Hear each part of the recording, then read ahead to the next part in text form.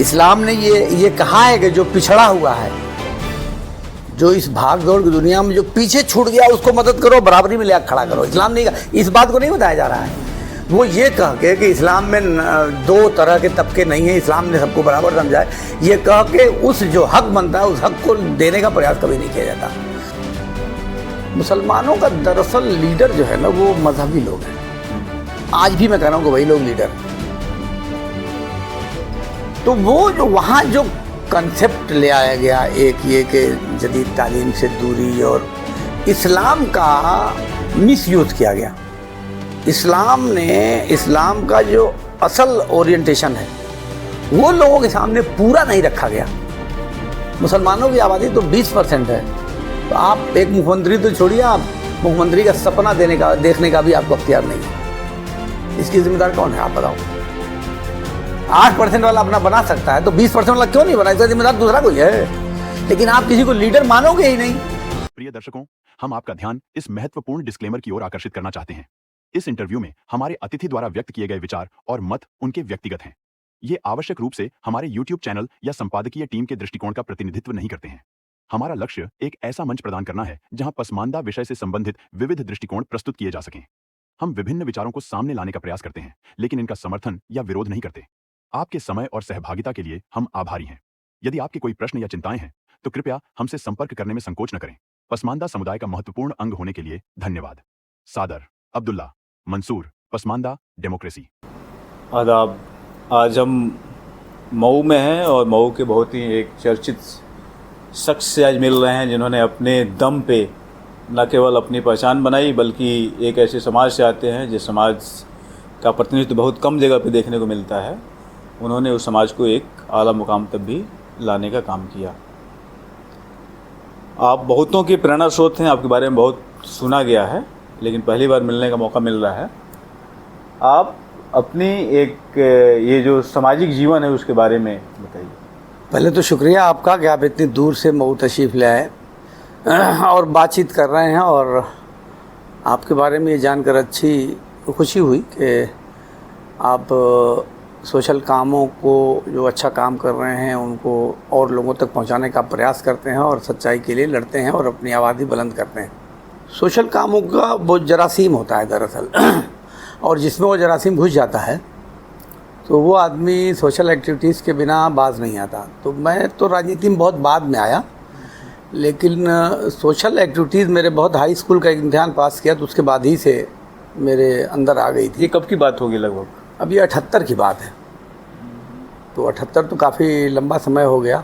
बिहार में उस समय 47 साल हो गया लगभग। बिहार में कर्पूरी ठाकुर ने उस समय आरक्षण लागू किया था, जिसमें जी अति पिछड़ा और पसमानदा जो मुस्लिम, जिस पिछड़े मुस्लिम कहे जाते हैं, उनको प्रतिनिधित्व मिलना शुरू हुआ। बगल का एक मोहल्ला है छितनपुरा, तो वहाँ अभी मैं हाई स्कूल का एग्ज़ाम दे के आया था अभी, तो एक जगह नाली वाली का कुछ मैटर था और एक आदमी की दीवार, बहुत गरीब आदमी था, तो नाली खोद के नगर पालिका वालों ने छोड़ दिया था। बारिश हुई तो उनकी दीवार गिरने का ख़तरा हो गया था।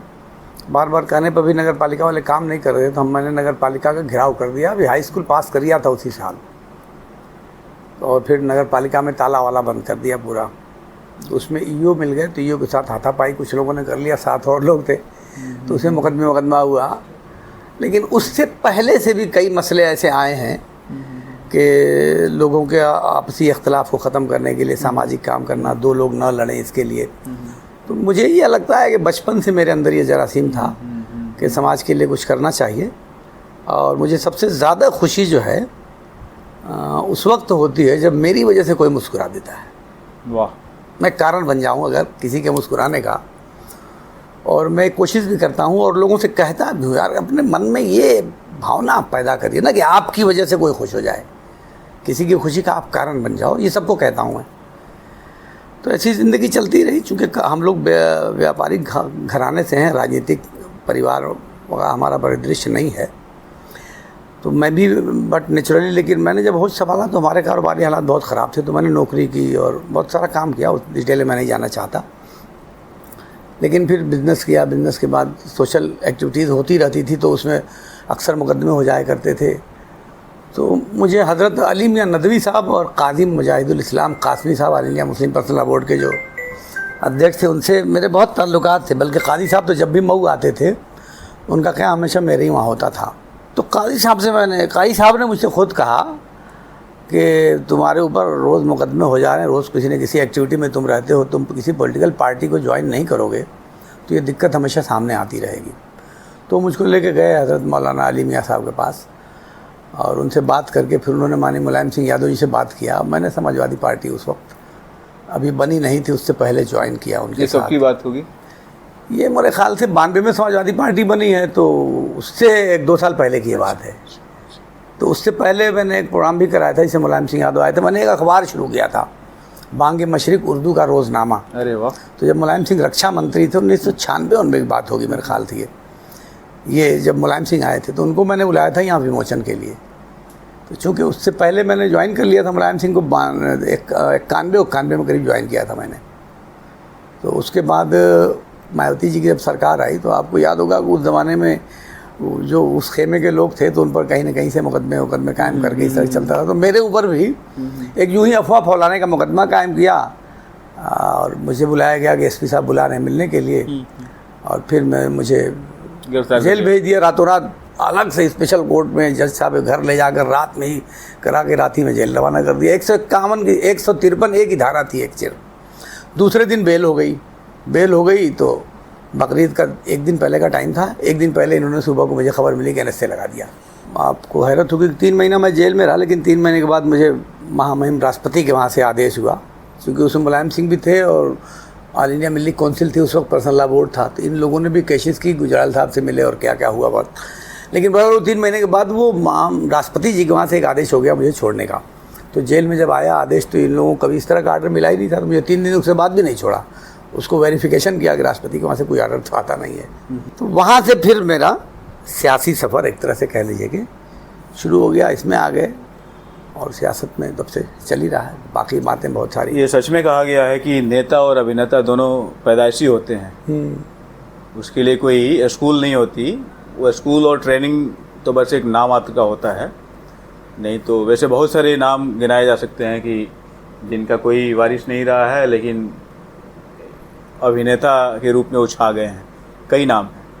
वैसे ही नेताओं के लिए भी है कि उनका कोई वारिस नहीं रहा लेकिन वो करिश्मेटिक लीडरशिप के जो अपनी दम पे राजनीति करेगा, कोई भी काम आप करेंगे और उसमें लीन होकर करेंगे, डूब के करेंगे, तो मुझे लगता है कि कामयाबी आपको मिलेगी। और ये भूल जाइए कि क्या करना है। अब डरोगे कि हम बोलेंगे नहीं तभी मुकदमा हो जाएगा, जेल हो जाएगा। मेरे ऊपर इस वक्त भी कम से कम 20 से ज़्यादा मुकदमे हैं, और कुछ बोलो तो कभी उसमें 7-8 तो सोशल मीडिया के मुकदमे हैं, IT के मुकदमे हैं।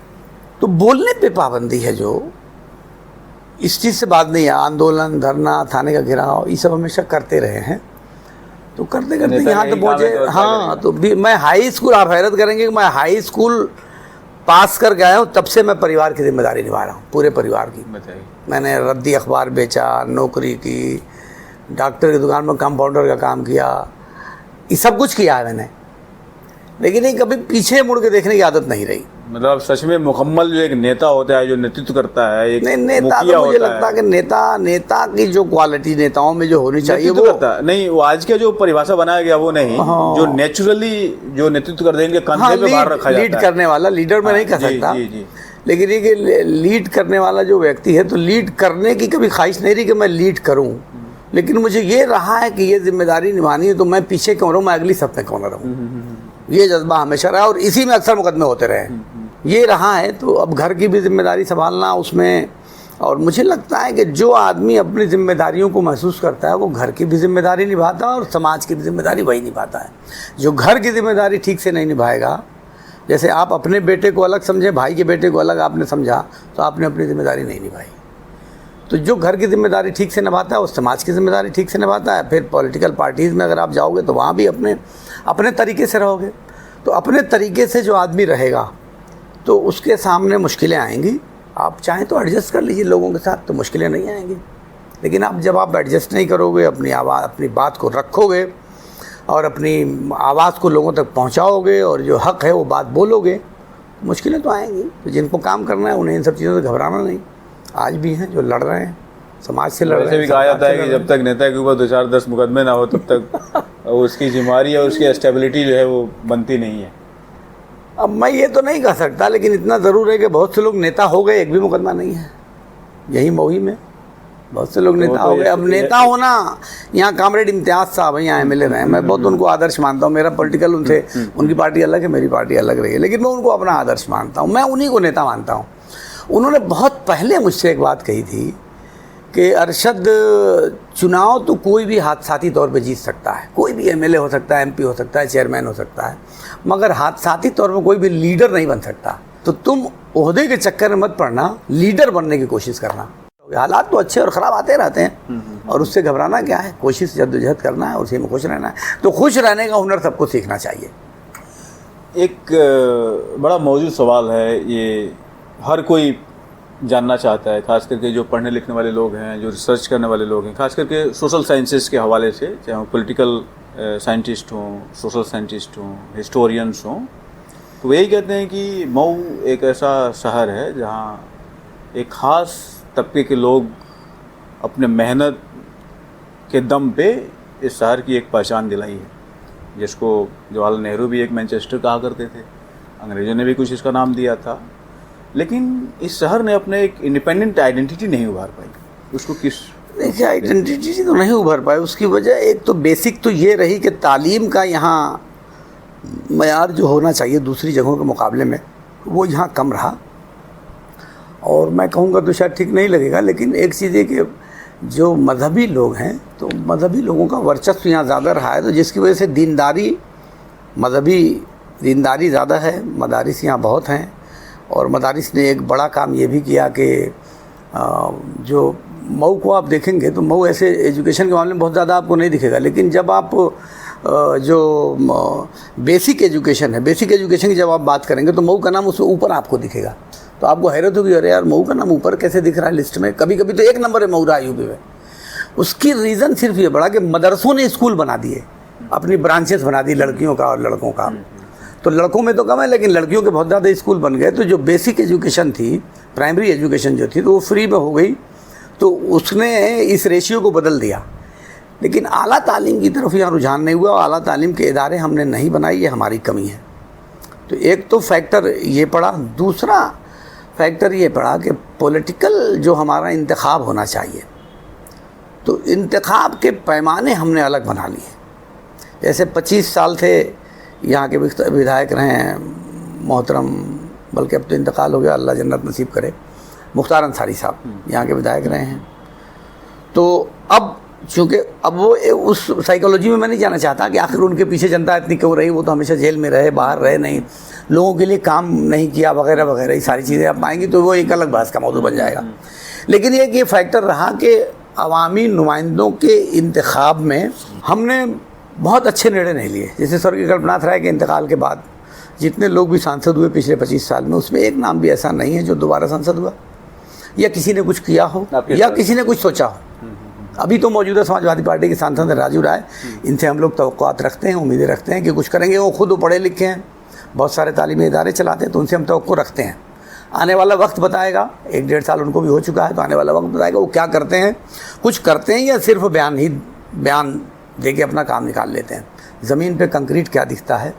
तो हम लोगों को सख्त ज़रूरत है टेक्निकल इंस्टीट्यूशंस की। बीच में आपको थोड़ा मैं रोकना चाहूँगा, एक बड़ा सवाल है और वो थोड़ा कंट्राडिक्टरी भी है। इस तरफ बहुत कम लोगों का ध्यान जाता है।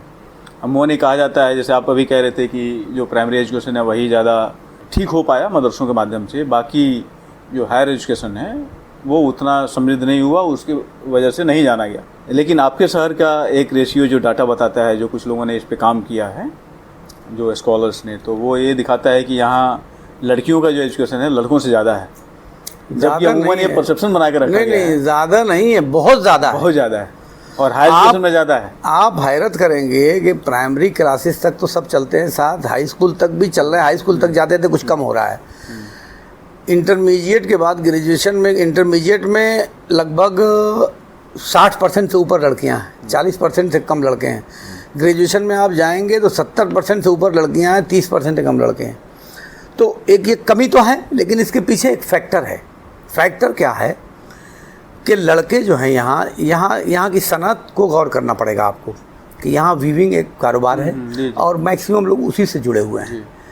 तो अब घर में 4 भाई हैं, तो अब करें क्या? तो लड़के को पढ़ना है, तो पढ़ने के लिए तो पैसा चाहिए और पैसा घर में है नहीं, तो अब घर चलाना है। तो घर चलाने के लिए तो बच्चे को काम करना है, लूम चलाना है, पावर लूम चलाना है, या किसी दुकान पर नौकरी करनी है, या खुद प्रोडक्शन मैन्युफैक्चरिंग करानी है। तो ये एक बहुत बड़ा रीज़न हो गया कि बच्चों की तालीम में कमी जो आई। इसके लिए जो ज़िम्मेदार लोग हैं वो ज़िम्मेदार हैं कि आखिर हमने ऐसे तालीमी इदारे क्यों नहीं बनाए कि कम खर्च में उन बच्चों की तालीम हो सकती। लड़कियां इसलिए पढ़ ले रही कि वो घर का काम काज करके वो स्कूल भी चली जाती हैं। इसके लिए मैंने आज से 10-15 साल पहले बहुत मुहिम चलाई, उसके बाद से ये आंकड़ा आया लड़कियों वाला। तो मैंने इसकी वजह जितनी सरकार की स्कीम हो, जमा कराएंगे, आपकी स्कॉलरशिप मंजूर कराएंगे, आपके खाते तक पहुँचाएँगे। ये काम मैंने किया 10 सालों तक लगातार लगभग। तो उसमें मैंने ये देखा कि 80% नहीं 90% लड़कियां मेरे पास आईं, लड़के सिर्फ 10% आए कि स्कॉलरशिप मिले, और उसी स्कॉलरशिप की बुनियाद पर लड़कियों की तालीम का सिलसिला आगे बढ़ता रहा।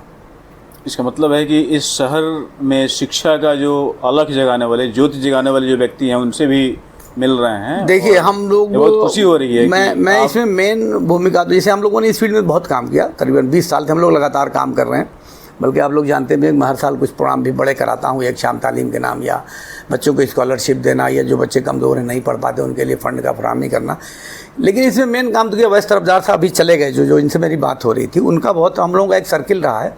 तो हम लोगों ने करीबन 30-40 साल पहले ही शुरू किया था कि जो बच्चे अच्छा नंबर ले आ रहे हैं उनको अवार्ड दिया जाए, उनको सम्मानित कराया जाए। ये सब शुरुआत हम लोगों ने 30-40 साल पहले की थी, जब कुछ नहीं था मऊ में। फिर अब वो कंपटीशन बहुत सारे लोग कराने लगे, तो हम लोग एक तरफ हो गए कि हमारा काम हो गया और लाइन पकड़ लिए। मेरा तरीका है कि जो काम कोई नहीं करता उस काम को मैं शुरू करता हूँ, फिर उसमें ऐसी लाइन लोगों के सामने रखता हूँ कि आप करिए, उसको ज़रिए माज बनाइए, लोगों को फ़ायदा भी हो, आपको ज़रिए माज भी मिले। अब फिर जब लोग करने लगते हैं तो मैं कोई और काम तलाश कर लेता हूँ। तो एक लाइन ऑफ एक्शन देना ज़रूरी होता है लोगों को, क्योंकि हम अकेले क्या क्या करेंगे। इसका मतलब है कि जिस तरीके से एक मास्टर एक्टर होता है, वैसे ही आप मास्टर लीडर हैं। नहीं हम कुछ नहीं है, आप हर चीज़ का बीड़ा उठा लेते हैं। हाँ। रास्ता बना के लोगों को लगा के फिर आप दूसरी तरफ बीड़ा उठाने की तो बीमारी है, हर तरह का बीड़ा उठा लेंगे। यानी फुटबॉल टूर्नामेंट भी होगा तो अरशद जमाल ही कराएंगे बड़े पैमाने पर, कोई बड़ा मुशायरा होगा तो भी हम ही कराएंगे। तो यहाँ तो जितने हिस्टोरिकल प्रोग्राम होते हैं तो सब में कहीं ना कहीं से मेरी शुरुआत होती है। फिर जब लोग करने लगते हैं तो मैं उससे बैक हो जाता हूँ, ठीक है मेरा काम हो गया, अब लोग आ गए उस लाइन पे। एक लीडर का यही विजन भी होना चाहिए। नहीं लीडर तो मैं कहता नहीं, हम लोग तो खादिम हैं। आप कार्यकर्ता अपने आप को कह लीजिए, लेकिन कार्यकर्ताओं की जो अगली कतार में खड़ा होता है उसे जनता लीडर ही मानती है। आप कहें कुछ भी लीजिए, मैंने शुरू में जो बात कही थी कि हमको अपनी जिम्मेदारी निभाना चाहिए और दूसरों के चेहरे पे मुस्कुराहट कैसे है इसके लिए कोशिश करना चाहिए। यही एक फार्मूला मेरा है बस, कि मैं ये नहीं देखता कि मेरा पड़ोसी क्या कर रहा है, मैं नहीं देखता कि मेरा दोस्त क्या कर रहा है, मेरा भाई क्या कर रहा है, मुझे इससे कोई मतलब नहीं रहता, ना मैं कभी मुड़ के देखता मुझे क्या करना है, मेरी क्या जिम्मेदारी, मैं सिर्फ इतना देखता हूँ। इस प्रदेश में अलग अलग जो पार्टियां रही हैं और वो पार्टियां खास करके सामाजिक न्याय केंद्रित रही है, चाहे वो बसपा की रही हो या सपा की रही हो, मुख्य रूप से देखा जाए तो उन पार्टियों से आपका जुड़ाव भी रहा है। तो उन पार्टियों के अंदर जो विमर्श रहा है सामाजिक न्याय का, तो केवल हिंदू तक जाके वो ख़त्म हो जाता है। मुस्लिम समाज के अंदर का जो सामाजिक न्याय है उस पर वो कोई कदम नहीं उठाई ठोस।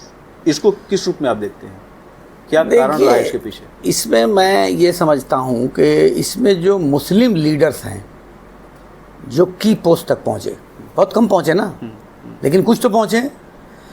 जो लोग की पोस्ट पे पहुँचे उन्होंने क्या जिम्मेदारी निभाई, ये तो उनका काम था ना कि अपने लीडर, भाई की पोस्ट से आखिरी की पोस्ट पे तो हम पहुँचते नहीं, लेकिन सेकंड की पोस्ट तक तो हम पहुँचे हैं ना। सेकंड की पोस्ट तक मुस्लिम लीडर्स पहुँचे भाई, और ऐसे पहुँचे कि उनकी सत्ता में खनक हुआ करती थी। तो आज अगर मैं ये सवाल करूं कि उन लोगों ने अपनी जिम्मेदारियों को ठीक से नहीं निभाया, कि मुसलमानों के सामने उनकी तरक्की में रुकावट कहाँ पैदा हो रही, उसके लिए क्या किया जाना चाहिए। कब्रिस्तानों की बाउंड्री आपने करा दी, इससे मुसलमानों का तो फ्यूचर ताबनाक होने वाला नहीं है। तो जो सत्ता में बैठे हुए लोग थे वो बार बार बैठे, उन्होंने मुझे लगता है कि अपनी जिम्मेदारियों को ठीक से नहीं निभाया। अब जैसे कुछ स्कीम समाजवादी पार्टी में आई थी जो स्पेशली मुसलमानों के लिए आई, तो उसका रिएक्शन भी हुआ।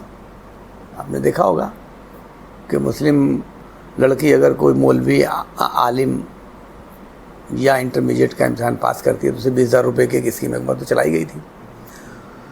ये हल नहीं है। तो वो सामाजिक न्याय धर्म के अंदर जो वर्गीकरण है या उनका जो विभेद है या ऊंच नीच का जो एक कंसेप्ट है, वो भले राजनीतिक तौर पे वो दिखे या ना दिखे, लेकिन सामाजिक तौर पे एक मानसिकता रहती है, उसकी मैं बात कर रहा हूँ।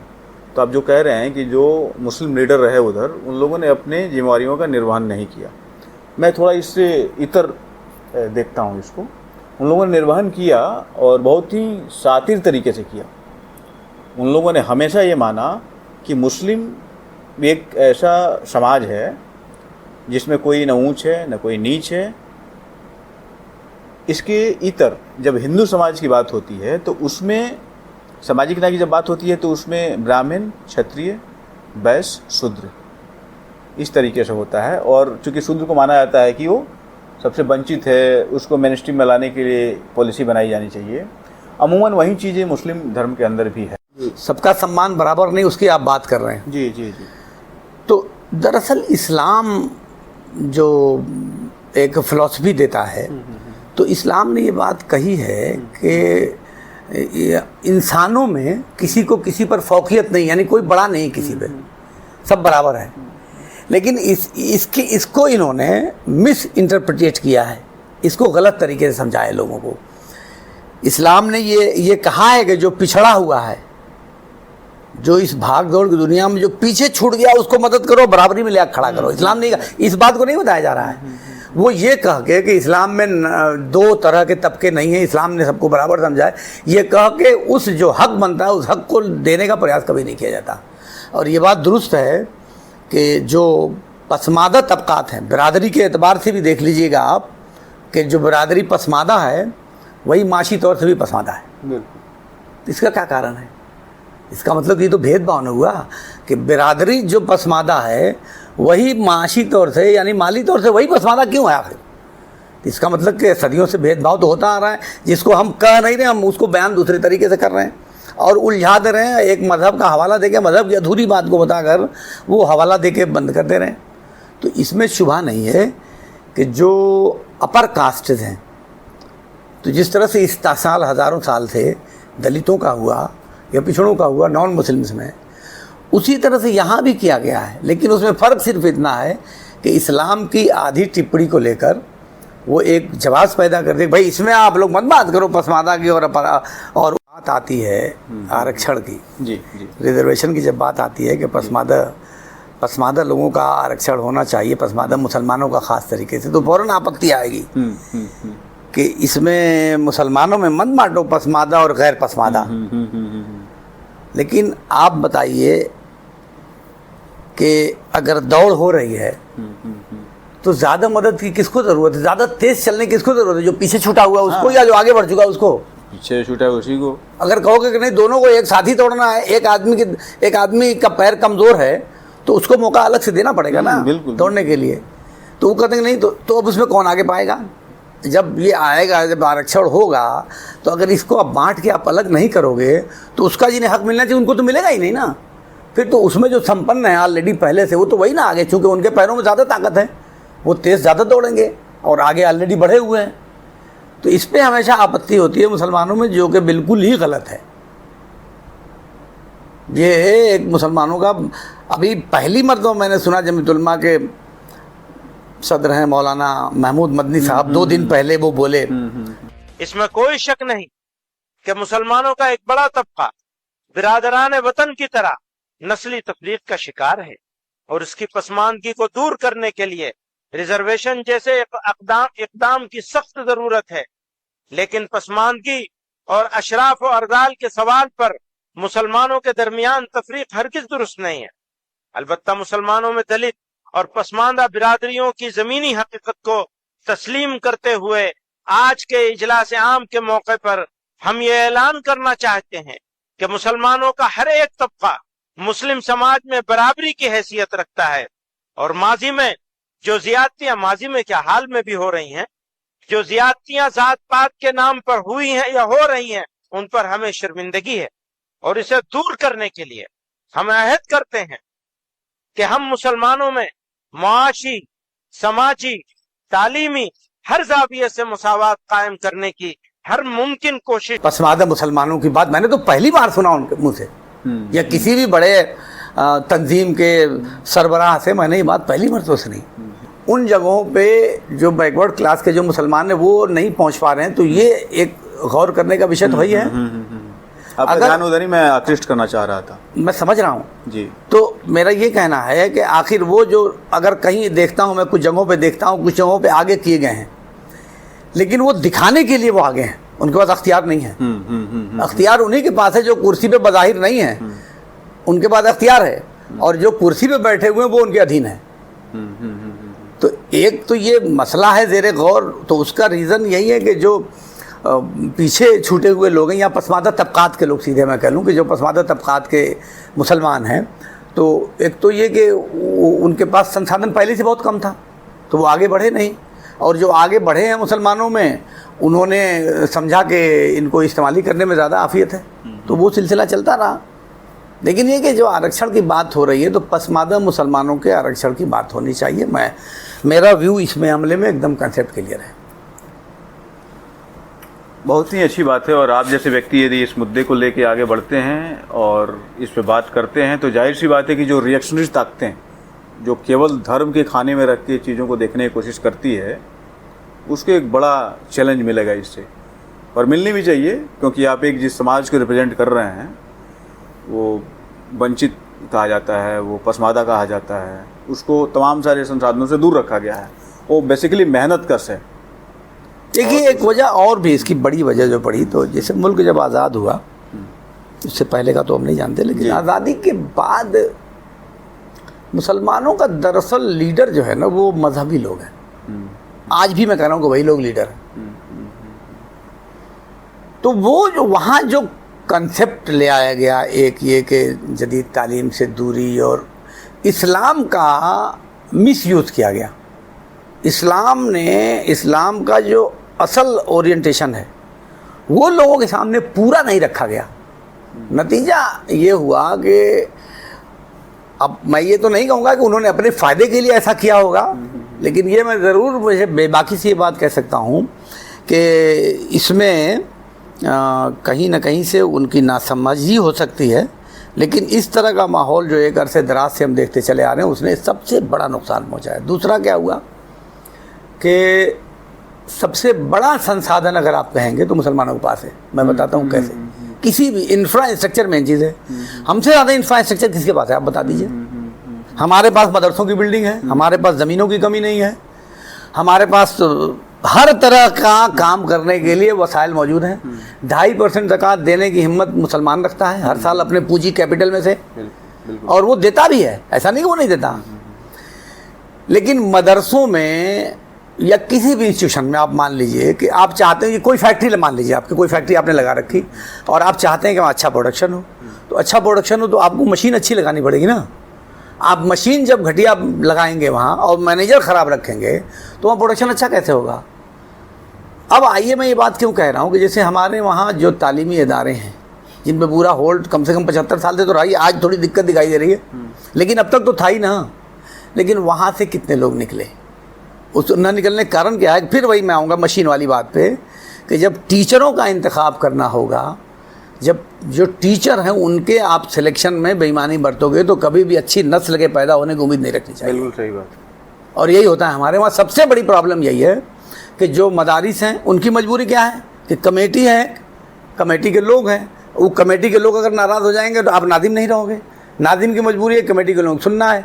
कमेटी के लोग कहते हैं कि ये टीचर की वांट आई है, जगह खाली हुई है, तो आप इनको नहीं रखोगे, मेरे खाला का और मेरे चचा का और मेरे नाना का, मेरे फलाने का लड़के को या लड़की को आप नहीं रखोगे, तो फिर आपको हम नादिम के पद से हटा देंगे।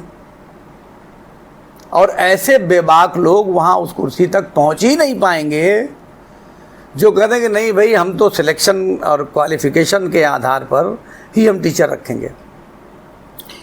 एक टीचर की तनख्वाह जो गवर्नमेंट से एडेड हैं 50-60 हज़ार रुपये से लेके 1,20,000 40,000 रुपये। अब आप मुझको बताओ कि कौन सा टीचर आपको 1 लाख रुपया आप देंगे तो कितना बड़ा एक्सपर्ट आपको नहीं मिल सकता है, लेकिन आप एक्सपर्ट नहीं ले आओगे। आप ले आओ किसको? चच्चा की बुन्नी को, तो बुआ के नाना को, तो भतीजा मेरा, तो ये मेरा दोस्त, तो उसकी बेटी को हम ले आएंगे। तो आप क्यों तवक्को करते हो कि अच्छा लोग आप कौम आपकी तालीम याफ्ता हो जाए, अच्छी हो जाए? आप फ्री में तालीम देते हो, अपने बच्चों को दूसरे स्कूल में पढ़ाते हो। आप मदरसे में फ्री तालीम देते हो, आप उसके नादिम हो, आप उसके टीचर हो, आपका बच्चा दूसरे स्कूल में पढ़ता है। फ्री में आप हॉस्टल देते हो, फ्री में तालीम देते हो, फ्री में खाना देते हो, फिर भी बच्चे आपको ढूंढने के लिए बिहार जाना पड़ता है। और जो 5,000 6,000 फीस ले रहा है वहाँ एडमिशन की लाइन लगानी पड़ती है। इसमें गलती कोई दूसरे की थोड़ी ना है। हमारी पसमानदगी का कारण हम हैं। इस्लाम की जो असल स्पिरिट है वो सही तरीके से ईमानदारी के साथ लोगों तक पहुंचाई नहीं गई, और जो लोग जिम्मेदारियों पे थे उन्होंने अपनी जिम्मेदारियों को ईमानदारी से नहीं निभाया, और अभी भी नहीं निभा रहे हैं। और ये मत समझिएगा कि आने वाला कल बहुत ताबनाक होने वाला है। हम अभी और नीचे जा रहे हैं। मुसलमानों को न पेट भरने के लिए रोटी मिल जाती है, उस पर वो मुतमईन है। वो तो उनकी मेहनत से मिलता है, वो उनकी मेहनत से मिलता है। जफाकश है वो। भाई सरकार लाख दुश्मनी कर ले, क्या बिगाड़ लेगी? मैं तो मेरा तो बिगाड़ लेगी। मेरे पास इतना बड़ा घर है, मेरे पास बिजनेस है, मेरा बिगाड़ लेगी। लेकिन जो आदमी रोज़ कमाता है, रोज़ मजदूरी करता है, रोज़ खाता है, उसका सरकार क्या बिगाड़ेगी? लेकिन अब समस्या क्या है कि अब आज की डेट में आम लोगों के दिमाग में ये बात आई है कि तालीम के बग़ैर, तालीम और इक़्तिदार यानी सत्ता में हिस्सेदारी और तालीम में हिस्सेदारी जब तक नहीं होगी तब तक आप तरक्की नहीं कर सकते। ये बात लोगों को समझ में आ रही है, ऐसा नहीं कि नहीं समझ में आ रही। मऊ के लोगों को क्यों नहीं समझ में आ रही है? नहीं, ये समझ में आ रही है बात सबको। दिक्कत क्या है कि उनके माशी हालात, वो ये मान के चलते हैं कि उनके माशी हालात ऐसे नहीं है कि वो पढ़ा सकें। लेकिन वो 500 आदमी का खतना होगा तो दावत कर देंगे, 200 आदमी का मंगनी पे 1 लाख रुपया खर्च कर देंगे, चाहे कर्ज ले करना पड़े। तो जब तक अपने गैर ज़रूरी ख़र्चों को रोक के ज़रूरी और सही जगह पे खर्च करने का मिजाज नहीं बनेगा, तब तक इस दुश्वारी का हल नहीं पड़ेगा। दूसरा ये कि जो इंतखाब का पावर एक दिया है हमारे संविधान ने, तो उसको समझदारी के साथ यूज़ करने की ज़रूरत है। हमने ठिका ले रखा है कि बीजेपी को हराना है, इससे बाहर आना पड़ेगा। आप सही कैंडिडेट चुनिए ना, आप जो आपके बीच में रहे यार, कम से कम ऐसा तो चुनिए जिसके दरवाजे पे आप जाके 4 गाड़ी दे आओ, आपका काम ना करे तो। आप देख लीजिए 25-30 साल का इतिहास कि किसको चुन रहे हैं आप लोग, किसी भी तबके में। आँख बंद करके बस बीजेपी को हराना है। तो ये बीजेपी का खौफ दिखलाकर जो मुसलमानों के वोटों का इस्तेमाल का सिलसिला चल रहा है, इसको भी समझना पड़ेगा और आम लोगों को बेदार होना पड़ेगा, क्योंकि सत्ता तक आप नहीं पहुंचोगे। अब मैं कह रहा हूँ कि 8% यादव हैं यूपी में, 4 मरतबा मुख्यमंत्री उनका बना है। 11% दलित में नहीं कहूँगा, चमार जिनको कह लीजिए आप, क्योंकि वही वोट फिक्स है उनका। दलित में तो बहुत दूसरे वोट आ जाते हैं। जी। तो मैं उसी 11% की बात कर रहा हूँ कि 11% चमार हैं, उनका मुख्यमंत्री 4 मरतबा बना। मुसलमानों की आबादी तो 20% है, तो आप एक मुख्यमंत्री तो छोड़िए, आप मुख्यमंत्री का सपना देखने का भी आपको अख्तियार नहीं है। इसकी जिम्मेदार कौन है आप बताओ? 8% वाला अपना बना सकता है तो 20% वाला क्यों नहीं बना? इसका जिम्मेदार दूसरा कोई है। लेकिन आप किसी को लीडर मानोगे ही नहीं। भाई आप एकजुट हो गए तब ना ताकत होगी आपकी। 20 नेता हैं मुसलमानों के लीडर पूरे देश में, अगर आप देख लेंगे 10-20 तंजीमें होंगी मुसलमानों को, उनको देख लेंगे आप। ये कहते हैं कि 20 करोड़ मुसलमान मुत्तहिद हो जाओ। अरे भैया 20 तो मुत्तहिद हो आप 20 मुत्तहिद होइए और 20 करोड़ अपने आप मुत्तहिद हो जाएंगे। न वहीं आपकी मऊ शहर से जोड़ के यही सवाल मैं करने वाला था आपसे। मैं वही बता रहा हूँ, मैं तो देश के परिप्रेक्ष्य में मैं बात कर रहा हूँ कि वो नहीं तैयार है इसके लिए कि जो हमारी मजहबी तंजीमें हैं वो एक प्लेटफॉर्म पे आ जाएं सियासी मामलात में, वो नहीं आएंगी। चाहे आप जो सियासी रहनुमा बनते हैं अपने आप को कि मैं मुसलमानों का लीडर हूँ, वो एक प्लेटफॉर्म पर आने को नहीं मानते। अगर आपको नेता बनना है तो आपको हमारी सुनना पड़ेगा, तब आप हमारे नेता रहेंगे। मेरी बात समझ गए आप? कि आपको जैसा हम कह रहे हैं वैसा आप करिएगा, तब आप हमारे नेता हैं। आप जो कहिएगा वो हमसे मत करवाइए, वरना ये ऐसे हम नेता नहीं चाहिए भाई। हमको तो नेता वो चाहिए जो हमारे कहने से करे। तो जो मुस्लिम लीडरशिप है वो हमेशा खौफजदा सी रहती है। जो मुस्लिम लीडरशिप है चाहे किसी भी फील्ड में जी। वो हमेशा खौफजदा सी रहती है कि मेरी बात या मेरी कोई बात बुरी न लग जाए, तो इसलिए सच बोलने से वो कतराता है। बड़ी बात कहा आपने। वो सच बोलने से कतराता है। मैं अपने को शामिल करके उसे बात कर रहा हूँ। वो सच बोलने से कतराता है। और यही चीज़ मैं देखता हूँ दूसरे दलों में, चाहे यादव हो चाहे जमान हो, कि उनके नेता ने जो बात कर दी वही सही है, बाकी सब बात गलत है। हम सच बात करने की जरूरत नहीं मुस्लिम लीडर्स में, किसी में। लोग मुंह देखते हैं कि कौन सी बात मैं कहूं जो लोग पसंद करेंगे, और इसीलिए मेरे ऊपर अक्सर बहुत विवाद हो जाता है। ये लोग जानते होंगे। अब बाकी जो नॉन मुस्लिम जो लीडर हैं वो सेंटिमेंट पे पॉलिटिक्स करते हाँ, हैं, बस क्योंकि सेंटिमेंट पॉलिटिक्स कर रहे हैं। इनके दुखती रह गए उस पर बात नहीं तो करते इसमें हैं। मेरे ऊपर बहुत मरतबा विवाद हो जाता है। अब जैसे यहाँ अले हदीस और हनफी का बहुत विवाद हुआ करता था, बहुत पहले की बात बता रहा हूँ। तो मेरा एक नेचर ये है कि मैं अकलियत के साथ खड़े होने का मेरा नेचर है।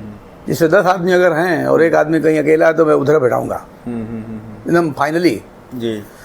तो अब अले हदीस बहुत कम है यहाँ, हनफी ज़्यादा हैं, तो बहुत विवाद होता था इन लोगों में। तो जो मुझे सही लगा वहाँ मैं खड़ा हुआ, तो कई बार तो मेरे घर को घेर लिया लोगों ने आके। अब बेहद नाराज़गी में, उसी में चुनाव भी हार गया। गेट बनाना था, एक फिदा इब्ने फैज़ी साहब का गेट बनाना था, तो वो अले हदीस मसलक से आते थे। तो मुझे कई लोगों ने मना किया कि अरे यार क्यों आप काम कर रहे हैं, आपके सब लोग, मैं हनफी हूँ मसलक से, तो लोग नाराज़ हो जाएंगे।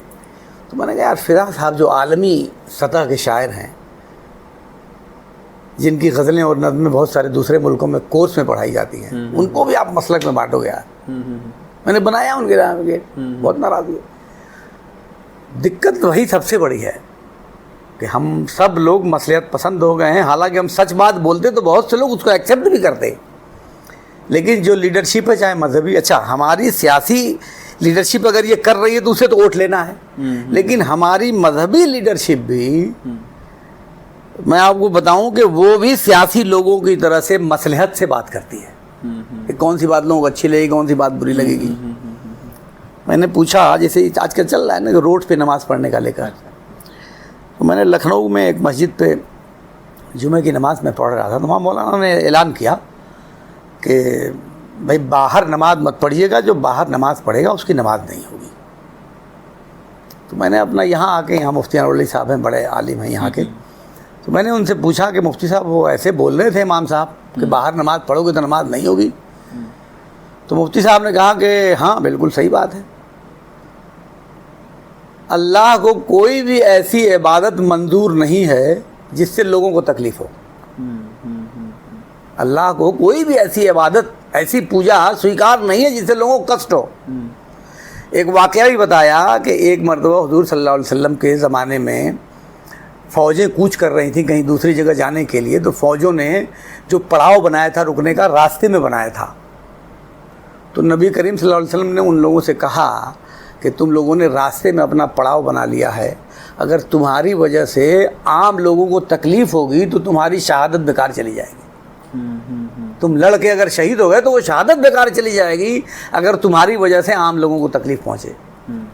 तो मैंने उनसे पूछा, मैंने कई लोगों से, तो ये बात आप आम लोगों को बताते कौन है भैया कि सार्वजनिक नमाज ना होगी, सरकार की क्यों ज़रूरत पड़ रही है?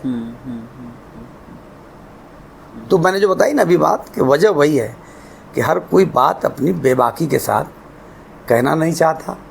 जो इस्लाम की जो सही स्पिरिट है, मैं तो मुसलमान हूँ, तो अगर ये कहूँ कि मेरा मज़हब सबसे अच्छा है तो शायद आपको लगेगा अजीब, लेकिन ये फैक्ट है। मैं गारंटी के साथ कह सकता हूँ कि आप स्टडी कर लीजिए तमाम मज़ाहिब को। इस्लाम में ज़िंदगी जीने के लिए जितने प्रैक्टिकल तरीके और जो उसूल बताए गए हैं वो आपको किसी मज़हब में नहीं मिलेंगे। मैं किसी मज़हब की बुराई नहीं कर रहा हूँ, लेकिन ये फैक्ट है। मैंने स्टडी की है, दूसरे मज़ाहिब की भी और इस्लाम की भी स्टडी की है थोड़ी मोड़ी, जिसको चाहे वो स्टडी। तो आप यार वो सारी चीज़ें बताओ ना। हमारे वहाँ सबसे ज़्यादा इखलाक, कि आप दूसरों के साथ व्यवहार बहुत अच्छा करो, सबसे ख़राब व्यवहार हमारा है। इस्लाम ने कहा कि अगर आप पेट भर के खाना खा रहे हो और आपका पड़ोसी भूखा है तो आप मुसलमान नहीं हो। ये नहीं कहा कि पड़ोसी आपका हिंदू या मुसलमान, ये नहीं कहा है। और मुसलमान और गैर मुसलमान की तो इस्लाम ने बात ही नहीं की है। वो जहाँ इंसानियत की बात हमेशा इस्लाम ने की है। तो ये जो सही बातें हैं इस्लाम की, वो पैगाम लोगों तक ठीक से पहुँच नहीं पाया। इसलिए आज हम देखिए ना, पाकिस्तान जैसा मुल्क, एक मैं क्या कहूँ, हम लोग तो बिल्कुल उनके तरीक़ेकार को पसंद नहीं किए कभी भी। अब सारा इल्ज़ाम तो इस्लाम पे जा रहा है ना। आतंकवाद का जो मामला चल रहा है उसको लेके तो बदनामी तो इस्लाम की हो रही है ना। तो इस्लाम ने तो आतंकवाद सिखाया नहीं, न इस्लाम ने आतंकवाद को पसंद किया है, न बेकसूर लोगों को जान लेने के लिए सख्त मना किया है। तो कहीं ना कहीं से जो सही बातें, अब मान लीजिए कि अवाम का कुछ और मंशा है, इस्लाम का कुछ और मंशा है, तो अब जो जिम्मेदार लोग हैं उनको मौके पे बताना चाहिए कि इस्लाम का मंशा क्या है। वो चुप, चूँकि अवाम का मंशा कुछ और है। तो जो बेमौके खामोशी है ना, ये हमको अक्सर कटघरे में खड़ा करती है। बोलना चाहिए, सबको बोलना चाहिए, जो सही बात है बोलना चाहिए, नफ़ा और नुकसान की फिक्र नहीं करनी चाहिए। सही बात कह रहे हैं। और तभी वो कौम का सच्चा लीडर होगा या सच्चा उसका सेवक होगा, अच्छा रास्ता दिखाएगा ना, कि इस रास्ते से जाने पर हमें वो मंजिल मिलेगी और इस रास्ते से जाने पर नहीं, आपकी लीडरशिप ख़त्म भी कर दी जाएगी तो ख़त्म कर देना। इतनी हिम्मत तो पैदा करें भाई, हमको तो सच बात बोलनी है, सही बात बोलनी है, नफ़ा हो चाहे नुकसान हो। मैंने बहुत ही इस पिछले 25-30 सालों में बहुत बड़े बड़े नुकसान उठाए हैं, लेकिन अपने उसूलों से मैं कभी समझौता नहीं किया।